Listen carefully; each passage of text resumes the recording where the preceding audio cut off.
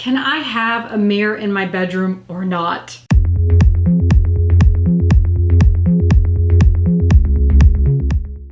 Hey everyone, welcome to the show. My name is Amanda Gates, and the great debate. I get asked this question all the time of whether or not you can place a mirror in your bedroom. I think one of the things that's really interesting around Feng Shui is I actually just looked up on Google. There is 113 million searches if you just type in the word Feng Shui. So what can happen is if you're a novice and you're not familiar with this world and you don't really know the difference, that could be a lot of information, right? That could be really scary. What the hell is right and what the hell is wrong?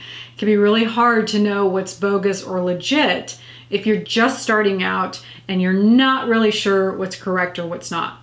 Now here's the thing, there are different philosophies and there are different schools of Feng Shui. So the most important thing, which I've actually taught on this channel and I've done a video around, is that you want to stick to a principle and stick with it. So what I mean by that is you want to pick a school and stick to that school. The biggest problem with that 113 million searches is that it's kind of everything all jumbled up. It's all the different philosophies and all the different schools. And so things can get really diluted down and a lot of misinformation can get out there. So the problem with that is that if you're a novice, you read that and you're like, whoa, I'm confused. And understandably, because it's hard to know what's right or wrong. So the big question is whether or not you can have a mirror in your bedroom. Now the thing is that when we're talking about mirrors and Feng Shui, mirrors are fantastic because they're like the aspirin of Feng Shui. In fact, a lot of books and articles and things that are out there will actually say that they are the aspirin of Feng Shui. So why is that? They're considered the aspirin because they can push, they can absorb, they can expand. They just do a lot of different things for a lot of different ails in our environment. So if you have problems that are showing up in your floor plan, a lot of times a mirror can be a very simple fix. But then there's this issue of fear. That's probably the number one mistake that I see a lot of people make is they just get so confused with all the misinformation that they become fearful. And I don't want you to do that because it can be really fantastic and mystical and magical when you embrace this level of energy called Feng Shui. It can be really fun to experiment with it and see what shows up. So the great debate around whether you can or cannot have a mirror in your bedroom is yes, you can have a mirror in your bedroom. A mirror in your bedroom is considered the perfect yin-yang. Yang being the bedroom, it's the external energy, right? And the reflection that's picked up in the mirror is yin. And the thing is that mirror really balances out the qi, it balances out the energy, and it encourages you to get up in the morning. It encourages you to take that step in the right direction and put 2 feet in front of the other and start moving forward.